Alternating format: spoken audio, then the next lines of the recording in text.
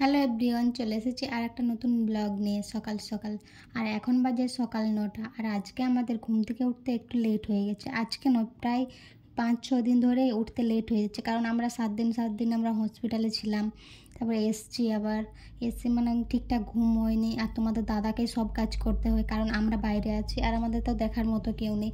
তাই তোমাদের দাদাই সব কিছু করে। আর বললো মেয়েকে নিয়ে একটু বসো, আমি বিছানাটা ঠিক করে নিই। আর তার আগে তো ও আমার থেকে একটু আগে উঠেছে, কারণ ও থালা বাসন ধুয়েছে, ঘর ঝাড় দেওয়া আর রান্নাবান্না, তারপরে বিছানা গোছাচ্ছে। আর এই দেখো কত সুন্দরভাবে বিছানা গোছাচ্ছে। সত্যি কথা বলতে আমার থেকে ও ভালোই করে।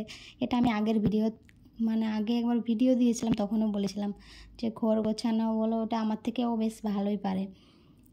তাই আমি বললাম ঠিক আছে তুমি করো, আমি একটু বসি। আর সত্যি কথা বলতে কি জানো তো, যে আমি এখনও ভালোভাবে সুস্থ হতে পারিনি, যে আমি একটু একটু হেল্প করব। তো তাই ওই করে আমাকে, সত্যি কথা বলতে আমাকে না কিছু রাগ দেখায় না কিছু করে, কিছুই বলে না। ওষুধটাও এনে দেয়, সব কিছুই করে। যে মানে এরকমভাবে যে ওকে কাছে পেয়েছি, আমি নিজেকে ধন্য মনে হয় যে মেয়েদের মতো করে। আর কী করবে বলো, আমাদের তো করার মতো কেউ নেই। তোমরা তো কম বেশি সবাই জানো যে আমরা বাইরে থাকি। আর মেয়ে পেয়ে তো ও ভীষণ খুশি। আরে দেখো ভিডিও করছি বলে ওর একটু লজ্জা পেয়ে গেছিলো, তাই তাই আর ও মুখ দেখাচ্ছিল না। তারপর আর কি, কাজ তো করতেই হবে। তারপর আমি বললাম তুমি একটু মেয়েকে ধরো, আমি খেয়ে নিই।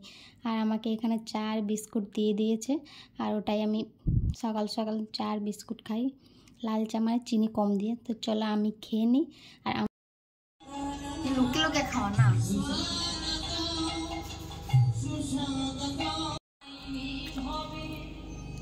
কেমন করে কি খাচ্ছ বলো? এটা কি জিনিস আমি জীবনও দেখি নাই। আমি জানি না, খাচ্ছে ভালোই লাগে। কে দিয়েছে? তোমার দিদি? ভালোই লাগছে, খাচ্ছি। একটু গরম গরম হলে আর একটু টেস্ট ভালো লাগতো, ঠান্ডা হলে তাও ভালোই লাগে। একটা মেয়ে তো আর খেতে পারবো না, শুধু দেখছি। আমার লোভ লাগে না यार, পেট খারাপ না হলে হয়। আবার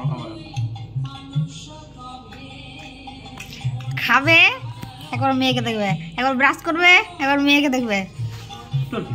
বাথরুমে গেলেও মেয়েকে দেখবে। তোর কি? তোর মেয়ে